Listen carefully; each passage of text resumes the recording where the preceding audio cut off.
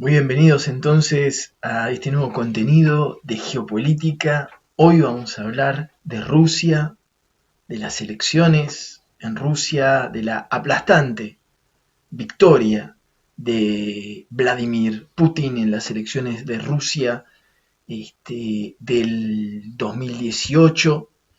Vamos a hablar un poquito de los números de esta elección. Vladimir Putin, 65 años, ganó las elecciones presidenciales con su mejor score, su mejor porcentaje de la historia, un 76,66% de los votos. Se calcula que el mandatario reunió aproximadamente 56 millones de votos y una de las cosas también muy importantes con las cuales, digamos, se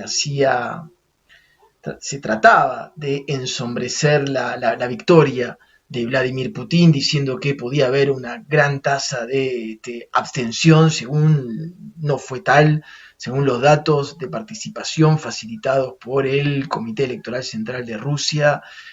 Votó casi un 70% de la población pertinente para votar en Rusia, que son más o menos 73 millones de personas. Entonces, vamos a analizar un poquito las razones primero de esta aplastante victoria, nueva victoria de Vladimir Putin, cuarto mandato. Siempre hacemos el mismo ejemplo. Ojo con criticar a Vladimir Putin por un cuarto mandato. Puede ser que sea exagerado, puede ser que se personalice el poder, pero siempre lo que decimos, tratemos de medir con igual vara, con la misma vara, los distintos resultados. Merkel, que es la canciller de Alemania, si bien no es la presidenta, pero sí es la que concentra el mayor poder, también arrancó su cuarto mandato. Entonces, siempre tratemos de medir de la misma manera. Si criticamos a uno, también critiquemos al otro. Cuarto mandato parece exagerado, no parece exagerado, es otro tema que por ahí abordaremos en otro contenido. Evo Morales también está en la misma situación, Merkel está en la misma situación y Vladimir Putin ahora está en la misma situación. Entonces, ¿cuáles son las razones de esta aplastante victoria de Vladimir Putin? Los no partidarios de Putin hablan de lo siguiente, dicen que entre las principales razones hay como podríamos decir que hay como un aniquilamiento de la oposición, un silenciamiento de la oposición. Recordemos que el principal opositor, que se llama Navalny, que era un poquito el que aparecía con principales posibilidades, no sé si de ganarle a Putin, pero sí como el que se erigía en la cabeza de la oposición rusa. No se le permitió participar de las elecciones por problemas judiciales.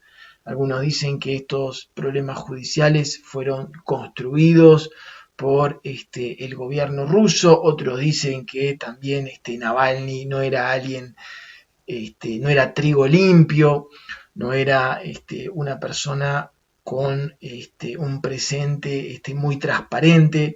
La realidad es que Navalny no pudo participar de las elecciones, otra de las razones que argumenta la oposición para explicar este triunfo aplastante de Vladimir Putin, que también es real, es la poca participación mediática que se le da a las distintas voces opositoras, en donde el gobierno de Vladimir Putin concentra la mayoría de las posibilidades mediáticas en Rusia. Pero si uno tiene también que analizar las razones que justifiquen una victoria tan aplastante de Vladimir Putin, uno tiene que entender también que los rusos han elegido la estabilidad.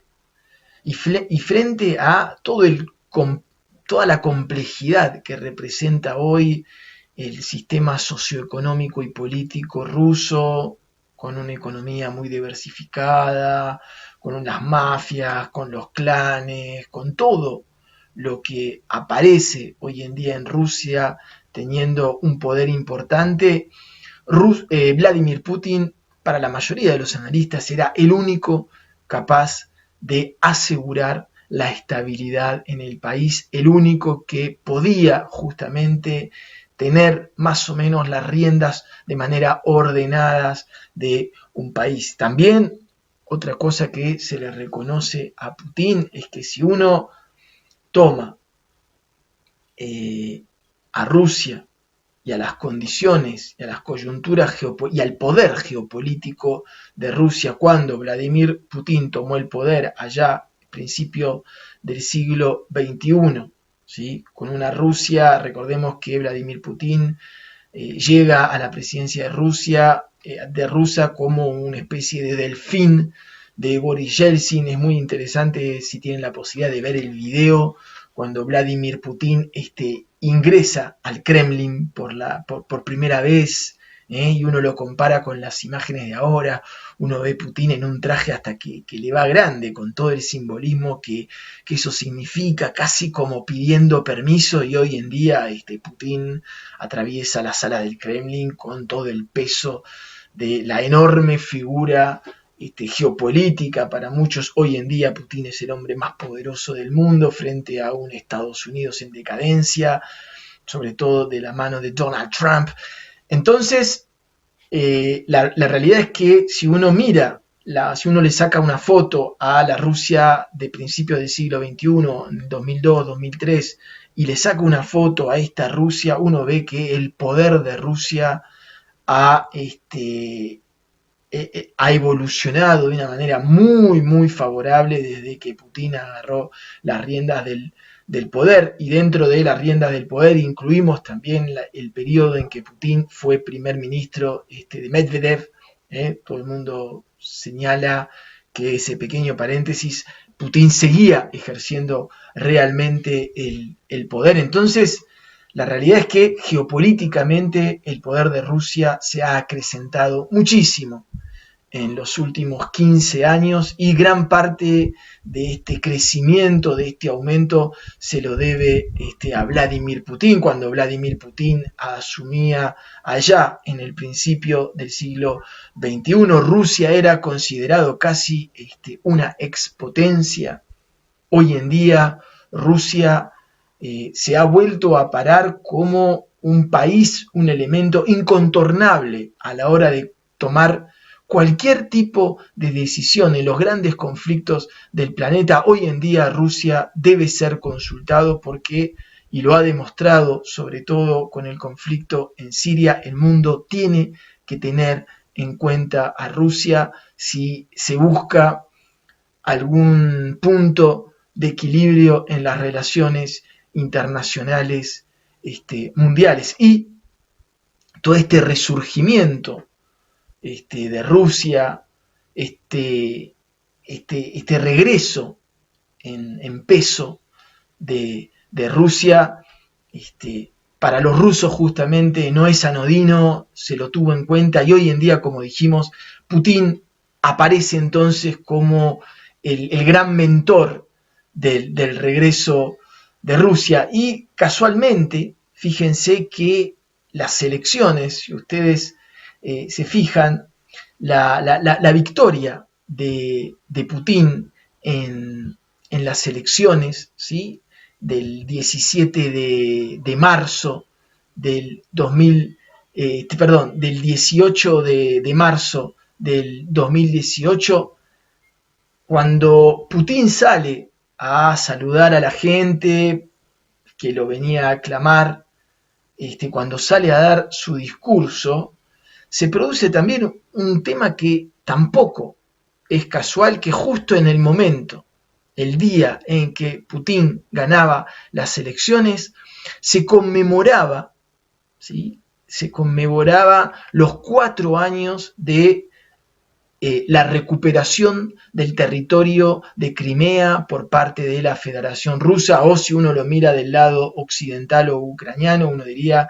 lo que se cumplían los 4 años de la anexión de Crimea. Depende, si uno lo ve con ojos rusos, era la recuperación de un territorio que históricamente siempre le había pertenecido, y si uno lo ve desde los ojos occidentales o ucranianos, se cumplían 4 años en que Rusia o la Federación Rusa se había robado y anexado de facto a Crimea. Pero entonces decíamos, no es casual esto, que el mismo día de las elecciones se festejaban los 4 años, entonces Vladimir Putin apareció delante de las cámaras, delante de su gente, para conmemorar su victoria y para conmemorar también los 4 años de la anexión a la Federación Rusa de Crimea. ¿Cuáles son entonces los desafíos que esperan a Vladimir Putin para los próximos, para el próximo mandato, para su 4º mandato? Bien, hay muchos desafíos, ¿sí? Vamos a hablar primero de los desafíos económicos. Hubo 2 señales de alarmas muy fuertes para la economía rusa.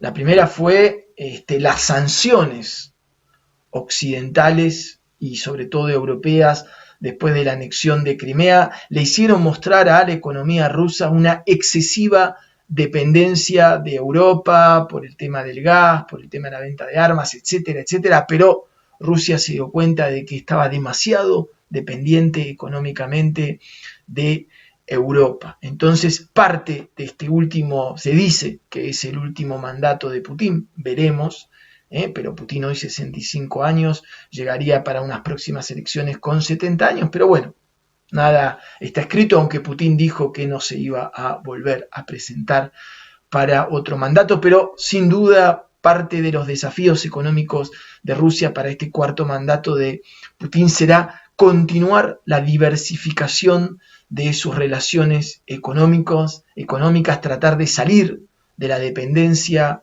con Europa y con Occidente por parte de su economía. Otro de los desafíos, que fue la segunda señal de alarma, es la dependencia económica rusa en materia de hidrocarburos, sobre todo en materia del petróleo. En el momento de la enorme baja del petróleo, cuando el barril de petróleo andaba por los 40, 50 dólares, la economía rusa, gran dependiente del precio de los hidrocarburos, también se vio muy apaleada. Entonces, otro de los desafíos del gobierno de Putin en este 4º mandato será continuar a encontrar una solidez económica que no dependa de la venta de hidrocarburos.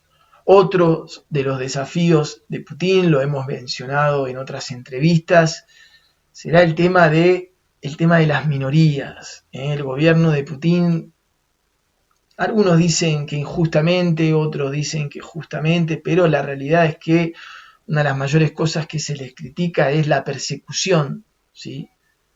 Persecución por ahí es una palabra un poco fuerte, porque tampoco se puede decir que no estamos tan seguros como para hablar de persecución, pero sí el tema de las minorías en Rusia es muy delicado. El presidente Putin ha tenido comentarios muy al límite en contra de los homosexuales. Entonces el tema de las minorías para el gobierno de Putin será sin dudas uno de sus desafíos. Otro tema de los desafíos tiene que ver con la pluralidad de opinión, que lo hablábamos al principio de este contenido.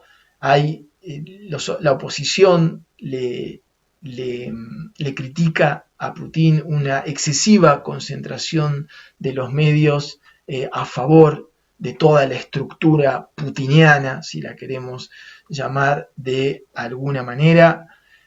Y otro de los desafíos de Putin será justamente empezar a preparar su herencia. Putin, se sabe, es un gran estratega, deja pocas cosas libradas al azar. Entonces uno imagina de que ya Putin ahí tiene en el horizonte inmediato empezar a construir, ¿sí?, un heredero.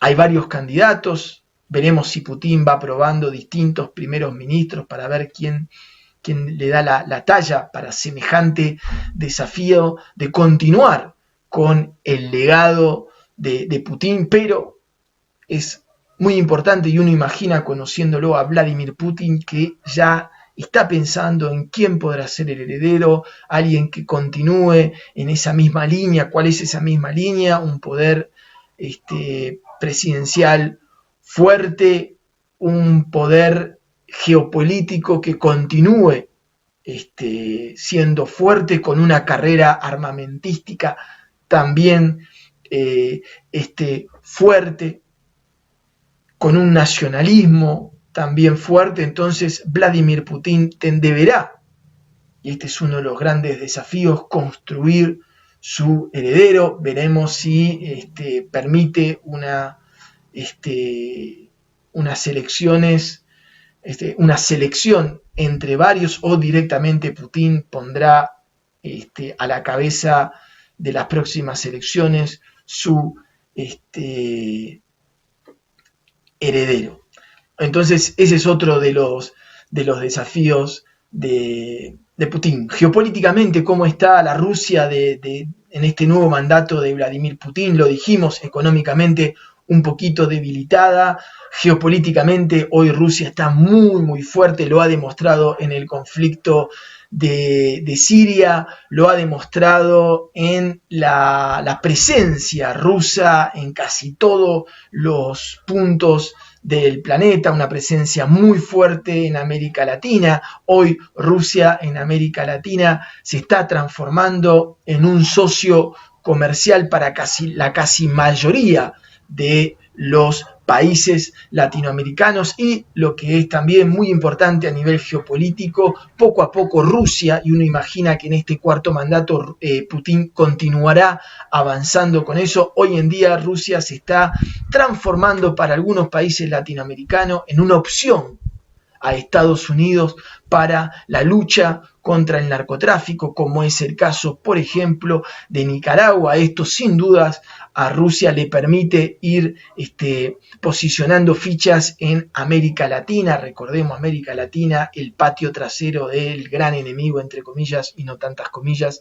que es Estados Unidos. También veremos cómo construye en este cuarto mandato Vladimir Putin su relación con China. Hoy en día China es la superpotencia, por ahí la única capaz en el horizonte próximo de poder disputarle a Estados Unidos la supremacía. ¿Cómo se posicionará Putin respecto a este tema? Uno, al principio del mandato de Donald Trump, había imaginado que podía existir una alianza impensada entre Estados Unidos y Rusia, volcados los dos unidos, mirando y tratando de impedir el crecimiento chino. Hoy en día esta hipótesis está casi descartada. La trama rusa, que pesa como una espada de Damocles sobre la cabeza de Donald Trump, en donde se sospecha vínculos muy fuertes entre la familia Trump y el gobierno ruso, que esto haya podido beneficiar en una victoria presidencial de Donald Trump sobre Hillary Clinton, hace que las relaciones ruso-estadounidenses entre Trump y Vladimir Putin no puedan avanzar, porque la sociedad estadounidense no lo está permitiendo. Entonces hoy en día uno imagina más bien una alianza China y de Rusia para poder seguir avanzando en este binomio, enfrentándose a los Estados Unidos. Espero que este contenido les haya gustado. Mi nombre es Damián Jakubowicz. Pueden escribirme para mostrarme puntos de acuerdo o de desacuerdos, escribiéndome a el mail que aparece en la pantalla, damian.jakubowicz@yahoo.com. Pueden escribirme para mostrarme, como dijimos, puntos de acuerdo, para sugerirme temas, etcétera, etcétera. Les agradezco muchísimo, como siempre, el interés y les digo entonces hasta la próxima.